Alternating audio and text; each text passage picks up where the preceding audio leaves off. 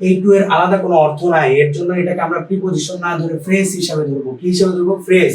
এর জন্য এরপরে সবসময় আপনার ভার্ব প্লাস আইএনজি হবে। কি হবে? Verb plus ING. তার মানে মনে রাখবেন, আমি একটু আপনাদের হচ্ছে যে সারা জীবন তো মুখস্থ করছেন, এক্সপ্লেনেশন দিলাম যে কেন হচ্ছে যে with a view to, look forward two বা উইথ অ্যান আই টু এইগুলার পরে ভার্ব প্লাস আইএনজি হয়। আপনারা সারা জীবন পড়ছেন, আমি জানি আপনারা জানেন, কিন্তু কেন হয়?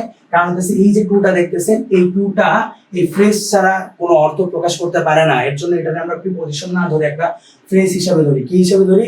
ফ্রেজ হিসাবে এটাকে আমরা ধরি। এর জন্য এরপরে ভার্ব প্লাস আইএনজি হয়। কথাটা কি ক্লিয়ার? তাইলে আপনার উত্তর হবে কি? এই জায়গায় দেখেন তো ভার্ব প্লাস আইএনজি কই আছে?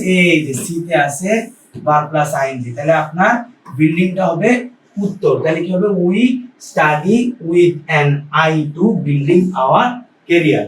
Goat it? আমরা মনে হয় বুঝতে পারছি। আমি আবার সূত্রটাকে আপনাদের সামনে আনতেছি। আগের যে 2 নম্বরের যে প্রশ্নটা বলছিলাম ওটা রাইট ফর্ম অফ ভার্ব থেকে আসছিল। এবার যেটা করতেছি সেটা হচ্ছে যে আপনার কই থেকে আসছে? রাইট ফর্ম অফ ভার্ব থেকে। রাইট ফর্ম অফ ভার্ব থেকে কি আসছে একটু বোঝার চেষ্টা করো। যে কোনো প্রিপজিশনের পরে যদি হচ্ছে যে ভার্ব থাকে তাহলে সেই ভার্বটা আইএনজি ফর্মে থাকবে। মানে প্রিপজিশন পরে যে কোনো ভার্ব থাকলে ভার্ব প্লাস আইএনজি। কিন্তু শুধুমাত্র আমি বলছিলাম টু একজন তেরা ব্যক্তি, যার পরে যদি কোনো ভার্ব থাকে তাইলে সেটা হয়ে যাবে হচ্ছে যে V1, ঠিক আছে? কিন্তু এই টু এর ভিতরেও একটা গ্যাঞ্জাম থাকে। ফ্রেজ যুক্ত টু মানে with a view to, look forward to, with an eye to, এগুলার পরে তোমার সবসময় কি হবে?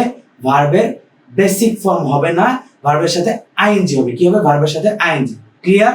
আচ্ছা, আমরা শুধুমাত্র মুখস্থ করার জন্যই পড়বো না, আমরা একটু জেনে জেনে পড়বো।